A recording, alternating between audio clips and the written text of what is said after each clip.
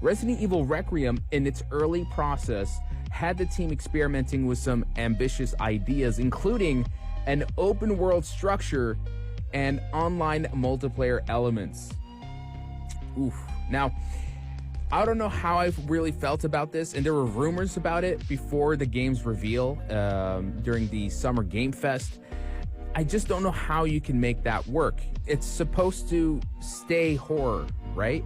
So if you made it open world, I don't know, some of that horror element gets kind of stripped away, and the fact that it's also multiplayer, and multiplayer with horror, again, it fizzles out more of that with it. And I'll be honest, Resident Evil Capcom hasn't had the best track record when it comes to multiplayer experiences in the Resident Evil franchise. A lot of them are bare bones or just underwhelming. They never really go past being something that could surpass the single player experience.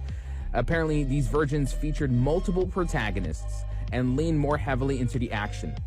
See, we're going back to Resident Evil 6 territory here, and I think they realized that. They were like, we cannot go back to this, even though it would be cool and fun, but it's against the identity of Resident Evil.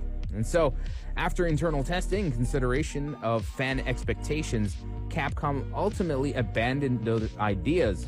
They know that after the huge resurgence from Resident Evil 7 and the return to horror from that game alone and everything they've done up to that point, all the goodwill, all the fanfare will die if they try to make Resident Evil more action-oriented. They can't go back to repeating the same mistakes of the past.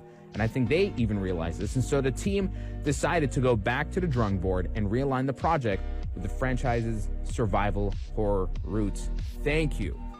It's nice to see developers actually take the time to consider the ramifications of risky decisions like this. Really, another great thing that they're doing this time, something they implemented in the Resident Evil future expansions and future DLCs, is the ability to play first person and third person.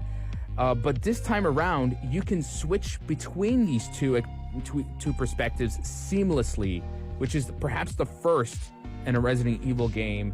And I think it's going to be absolutely great because it makes depending on your preference and the perspective you want, it can make the experience really tight and claustrophobic and just really horror oriented. That's what we want from